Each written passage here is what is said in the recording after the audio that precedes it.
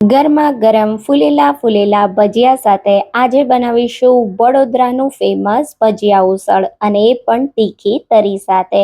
એકવાર આ ભજીયા ઉસળ ખાઈ લેશો ને તો મારી ગેરંટી છે કે તમને ખૂબ જ ભાવશે. એકદમ પરફેક્ટ ટિપ્સ ટ્રિક સાથે ભજીયા અને ઉસળ બનાવશું, જે સ્વાદમાં જોરદાર બનશે. તો hello friends, welcome back to foods of fitness. હું છું અંકિતા વણજારા અને ચાલો રેસીપી શરૂ કરીએ. તો હવે સૌથી પહેલાં વડોદરાનું ફેમસ તીખું અને ચટાકેદાર ભજીયા ઉસળ બનાવવા માટે અહીંયા મેં ઉસળને તૈયાર કરવા 1 કપ સફેદ વટાણાને 5 કલાક પલાળીને લીધા છે. તો વટાણા સારી રીતે પલળી એની સાઇઝમાં ડબલ થઈ જાય એટલે આપણે પલાળેલા વટાણાનું એક્સ્ટ્રા પાણી કાઢી વટાણાને બાફવા કુકરમાં લઈ લેશું. સાથે એમાં 1/4 ટીસ્પૂન જેટલો હળદર પાવડર અને 2 ટીસ્પૂન જેટલું મીઠું ઉમેરીશું. આ સમયે મીઠું ઉમેરશો તો વટાણા એકદમ ફટાફટ બફાઈ જશે અને એકદમ સોફ્ટ પણ થઈ જશે. હવે 4 કપ જેટલું પાણી ઉમેરી કુકરનું ઢાંકણ બંધ કરી મીડિયમ ગેસની ફ્લેમ પર 4 વિસલ કરી લેશું. આપણું કુકર થાય ત્યાં સુધીમાં ઉસળની ગ્રેવી તૈયાર કરવા માટે અહીંયા મેં 250 ગ્રામ જેટલી ડુંગળીને આવા મોટા મોટા ટુકડામાં કાપીને લીધી છે, જેને મિક્સર જારમાં ઉમેરી દઈશું. સાથે આપણે 12થી 15 કળી જેટલું લસણ ઉમેરીશું. 1 ઇંચ અહીંયા મેં આદુનો ટુકડો લીધો છે અને પાણી ઉમેર્યા વગર લસણ, ડુંગળી અને આદુની આપણે પેસ્ટ બનાવી લેશું. તો જરૂર લાગે તો 1 ચમચી જેટલું તમે ગ્રાઇન્ડ કરતા સમયે પાણી ઉમેરી શકો છો. તો આપણી ડુંગળી લસણની પેસ્ટ તૈયાર થઈ ગઈ. હવે આપણે ટમેટાની પેસ્ટ બનાવી લઈએ. તો મીડિયમ સાઇઝના 5 નંગ જેટલા મેં ટમેટા લીધા છે, જેને સારી રીતે ધોઈ લીધા અને પછી ટમેટાના આ રીતે મોટા મોટા ટુકડા કરી લેશું. અને આપણે જે મિક્સર જારમાં ડુંગળીની પેસ્ટ બનાવી એ જ મિક્સર જારમાં આપણે ટમેટાને ઉમેરી દઈશું. અને ટમેટાની પણ આપણે પાણી ઉમેર્યા વગર પેસ્ટ બનાવી લેશું. તો ટમેટાની પેસ્ટ તૈયાર થઈ ગઈ છે અને કપથી માપો તો 2 કપ જેટલી છે. તો 2 કપ ટમેટો પ્યુરી સાથે 1 કપ જેટલી ડુંગળીની પેસ્ટ છે. હવે આપણે સેવ ઉસળનો મસાલો બનાવીએ, જેના માટે 1 ટેબલ સ્પૂન જેટલા ધાણા એક પેનમાં ઉમેરીશું. સાથે અહીંયા 2 થી 3 મોટી સાઇઝના તજના ટુકડા, 1 ટેબલ સ્પૂન મરીના દાણા, અડધા ટેબલ સ્પૂન જેટલા લવિંગ, 1 બાદિયું, 1 ટીસ્પૂન જેટલી વરિયાળી અને 2 તમાલપત્ર ઉમેરી મસાલાને ડ્રાય રોસ્ટ કરી લેશું. તો આ રીતે ધીમા ગેસ પર 2 થી 3 મિનિટ જેવા મસાલાને શેકી લેશું. તો મસાલા થોડા શેકાઈ જશે એટલે મોઇશ્ચર દૂર થઈ જશે અને સારી એવી મસાલાની સુગંધ પણ આવશે. તો મસાલા શેકાઈ થોડા ઠંડા થાય એટલે પીસવા માટે મિક્સર જારમાં ઉમેરીએ. સાથે 1 ટેબલ સ્પૂન કશ્મીરી લાલ મરચું પાવડર, 1/4 ટીસ્પૂન હળદર પાવડર, 1 ટેબલ સ્પૂન આમચૂર પાવડર અને 1/4 ટીસ્પૂન જેટલું મીઠું ઉમેરીશું. બધા જ મસાલાને સારી રીતે ગ્રાઇન્ડ કરી લેશું. તો તમે જોઈ શકો છો, જેવો બજારમાં હોય એવો જ સેવ ઉસળનો પરફેક્ટ મસાલો મિનિટોમાં જ ઘરે તૈયાર થઈ ગયો.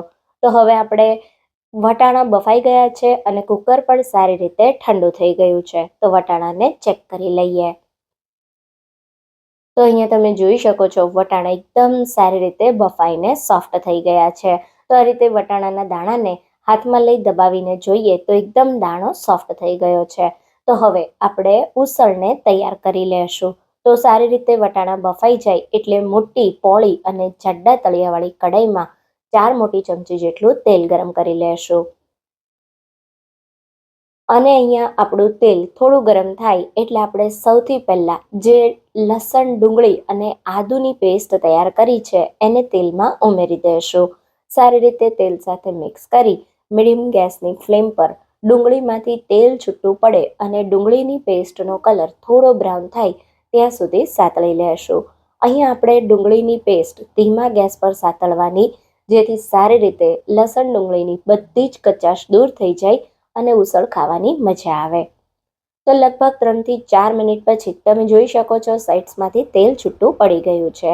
તો હવે આ સમયે જે ટમેટાની પ્યોરી છે એને ઉમેરી દઈશું અને ગ્રેવીના ભાગનું મીઠું પણ આપણે આ સમયે ઉમેરી દઈએ, જેથી સારી રીતે ટમેટો પ્યુરી એકદમ ફટાફટ કૂક થઈ જાય. તો આમાંથી છાંટા ના ઉડે એના માટે આપણે પ્યોરીને ઢાંકી ધીમા ગેસ પર 3 થી 4 મિનિટ થવા દઈશું. 3 થી 4 મિનિટમાં એકદમ સારી રીતે ટમેટો પ્યુરીમાંથી તેલ છૂટું પડી ગયું છે. તો એકવાર મેં આને ખોલી અને ચલાવી લીધી. ફરી ઢાંકણ બંધ કરી પ્યોરીને મેં થવા દીધી. તો 3-4 મિનિટ જેટલો સમય થશે. આ રીતે તેલ છૂટું પડે એટલે આપણે જે ગ્રેવી તૈયાર કરી એમાંથી 3 ટેબલ સ્પૂન જેટલી ગ્રેવી કાઢી લેશું. આને આપણે તરી બનાવવા માટે વાપરવાની છે. અને બાકીની ગ્રેવીમાં મસાલા કરીએ. તો 1 ટેબલ સ્પૂન જેટલું કશ્મીરી લાલ મરચું પાવડર, 1 ટીસ્પૂન જેટલો હળદર પાવડર, 1 ટેબલ સ્પૂન જેટલું ધાણા જીરું પાવડર અને તૈયાર કરેલા સેવ ઉસળના મસાલામાંથી 2 ટીસ્પૂન જેટલો સેવ ઉસળનો મસાલો ઉમેરીશું. બધા જ મસાલાને એકદમ સારી રીતે ટમેટો પ્યોરી સાથે મિક્સ કરી દઈશું. તો અહીંયા તમે જોઈ શકો છો સારી રીતે મેં મસાલાને ટમેટો પ્યોરી સાથે મિક્સ કરી દીધા છે. મસાલા બળી ના જાય એનું ખાસ ધ્યાન રાખવાનું. તો હવે આ સમયે આપણે એમાં 5 કપ જેટલું પાણી ઉમેરી દઈશું. અને પાણીને પ્યોરી સાથે સારી રીતે મિક્સ કરી લેશું. તો આપણી ગ્રેવી સાથે પાણી સરસ મિક્સ થાય એટલે આ સમયે આપણે બાફેલા વટાણા પણ ઉમેરી દઈશું. તો જો વટાણા બાફ્યા હોય એમાં વધારે પાણી હોય તો તમારે સાદું પાણી થોડું ઓછું ઉમેરવાનું. હવે આ સમયે મીઠું ચેક કરી લેવાનું અને સ્વાદ પ્રમાણે તમારે મીઠું ઉમેરવાનું. આપણે વટાણા બાફવામાં પણ મીઠું ઉમેર્યું અને આગળ ગ્રેવીમાં પણ ઉમેર્યું એટલે પાણી ઉમેર્યા પછી મીઠું એકવાર ચેક કરી લેવાનું. હવે ઢાંકી ધીમા ગેસ પર ઉસળને 10 મિનિટ માટે ઉકળવા દેશું. વચ્ચે આપણે 1 ટેબલ સ્પૂન જેટલો ચણાનો લોટ લઈ એમાં થોડું પાણી ઉમેરી મિક્સ કરી દઈશું. તો આ ચણાના લોટની આપણે જે પેસ્ટ તૈયાર કરીએ છીએ એને ઉસળનો રસો ઘાટો કરવા માટે વાપરીશું. તો થોડા પાણી સાથે પહેલાં લોટને મિક્સ કરી અને પછી 2-3 ટેબલ સ્પૂન જેટલું બીજું પાણી ઉમેરી દેવાનું, જેથી સારી રીતે આપણી પેસ્ટ તૈયાર થઈ જાય. તો હવે લગભગ 5 મિનિટ પછી એકવાર ઢાંકણ ખોલી ચણાના લોટની જે પેસ્ટ તૈયાર કરી છે એને ઉસળમાં ઉમેરી દઈશું અને સારી રીતે મિક્સ કરી લેશું. હવે ધીમા ગેસ પર ફરી ઉસળને 5 મિનિટ માટે ઉકળવા દેશું. તો ધીમા ગેસ પર ઉસળ જેટલું ઉકળશે એટલું ખાવાની મજા આવશે. તો લગભગ અહીંયા 10 થી 12 મિનિટ જેટલો સમય થયો અને તમે જોઈ શકો છો આપણા ઉસળ એકદમ સારી રીતે ઘાટું થઈ અને તૈયાર થઈ ગયું છે. હજી થોડું ઠંડુ થશે એટલે ઘાટું થશે. તો આ સમયે હવે આપણે ઉસળને વધુ પડતું નહીં ઉકાળીએ. તો ગરમા ગરમ આપણું ઉસળ તૈયાર છે. ઉપરથી લીલા ધાણા સ્પ્રિંકલ કરી દઈશું. તો ઉસળને ઢાંકી થોડીવાર માટે સાઈડ પર રાખી દઈશું. અને હવે આ ઉસળને તીખું અને ટેસ્ટી બનાવવા માટે તરી બનાવીશું, એટલે કે એકદમ તીખી એવી ચટણી તૈયાર કરવાની. જેના માટે પેનમાં 3 ટેબલ સ્પૂન જેટલું તેલ ગરમ કરી લેશું. તેલ ગરમ થાય એટલે આપણે જે ડુંગળી ટમેટાની પેસ્ટ રાખી હતી એને ઉમેરી દઈશું અને સારી રીતે તેલ સાથે 1 થી 2 મિનિટ સાતળી લેશું. પછી એમાં 1 ટેબલ સ્પૂન જેટલું લાલ મરચું પાવડર, અડધી ચમચી જેટલું મીઠું અને સેવ ઉસળનો 1 ટીસ્પૂન જેટલો મસાલો ઉમેરી મિક્સ કરીશું. બધા જ મસાલા સારી રીતે મિક્સ થાય એટલે આપણે આમાં પાણી ઉમેરવાનું છે. તો 1 કપ જેટલું પાણી ઉમેરીશું. પહેલાં અડધા કપ જેટલું પાણી ઉમેરી મિક્સ કરીએ અને પછી તમને તરી જેવી જાડી કે પતલી જોવે એ રીતે પાણી એડજસ્ટ કરવાનું.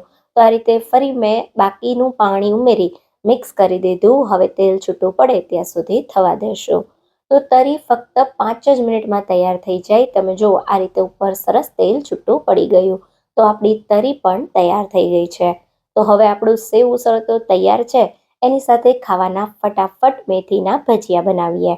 તો મેથીના ભજીયા બનાવવા અડધા કપ જેટલી સમારેલી મેથીની ભાજી લેશું.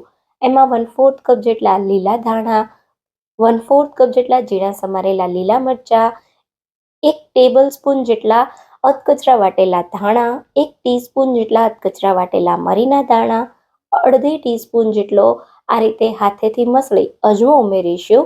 સાથે 1 ઇંચ છીણેલા આદુનો ટુકડો અને 1/4 ટીસ્પૂન જેટલી હિંગ ઉમેરીએ. 1 ટેબલ સ્પૂન જેટલી ખાંડ અને અડધી ચમચી જેટલું મીઠું ઉમેરીશું.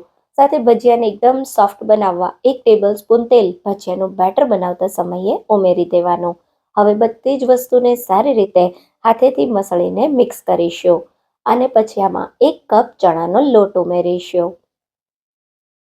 અને પછી થોડું થોડું કરી પાણી ઉમેરતા જઈ એકદમ મીડિયમ ઘટ એવું બેટર તૈયાર કરીશું. તો ઇઝીલી ભજીયાને તમે પાડી શકો એ રીતનું તમારે બેટર બનાવવાનું છે.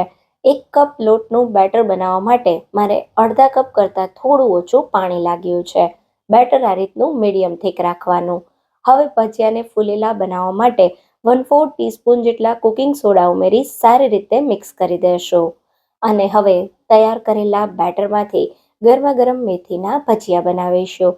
તો આ રીતે મીડિયમ ગરમ તેલમાં એક ભજીયાને ઉમેરતા જશું. ભજીયા સારી રીતે ફૂલી ઉપર આવે એટલે હળવા હાથે ભજીયાની સાઈડને પલટાવવાની. તો આ રીતે ગરમા ગરમ ફૂલેલા મેથીના ભજીયા સાથે આપણે જે ઉસળ તૈયાર કર્યું છે ને એ ખાવાની ખૂબ જ મજા આવે છે. આપણે જે ઉસળ બનાવ્યું એને તમે બ્રેડ કે પાઉં સાથે પણ સર્વ કરી શકો છો. તો ભજીયા થોડા થાય એટલે એની સાઈડ પલટાવી આવા લાઇટ ગોલ્ડન જેવા થાય, સારી રીતે ફૂલી અને આવા તૈયાર થઈ જાય એટલે આપણે એને ગરમ તેલમાંથી કાઢી લઈશું. તો અહીંયા આપણા ગરમા ગરમ ભજીયા પણ તૈયાર થઈ ગયા છે. બાકીના ભજીયાને પણ આ રીતે બનાવી લેશું. તો હવે આપણે ગરમા ગરમ ભજીયા ઉસળને સર્વ કરીએ. તો તૈયાર કરેલા રૂ જેવા પોચા મેથીના ભજીયા આ રીતે થોડા પ્રેસ કરી સર્વિંગ પ્લેટમાં કાઢી લેશું. એની ઉપર તૈયાર કરેલું ગરમા ગરમ ઉસળ ઉમેરીશું. ત્યારબાદ સ્વાદ પ્રમાણે તરી. તો આ જે તરી છે એ એકદમ તીખી હોય એટલે તમારે તમારા સ્વાદ પ્રમાણે આ રીતે થોડી થોડી ઉમેરી દેવાની.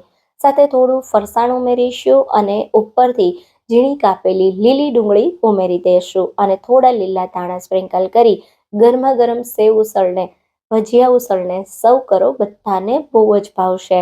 તો તમને આ એકદમ ટેસ્ટી વડોદરાનું ફેમસ ભજીયા ઉસળની રેસિપી કેવી લાગી એ મને કમેન્ટમાં જરૂરથી કહેજો. જો તમને મારી રેસિપી ગમી હોય તો રેસિપીને લાઈક કરજો અને વધારેમાં વધારે શેર કરજો. તો ફરી મળીશું એક આવા નવા જ વિડીયો સાથે. ત્યાં સુધી થેન્ક્સ ફોર વોચિંગ.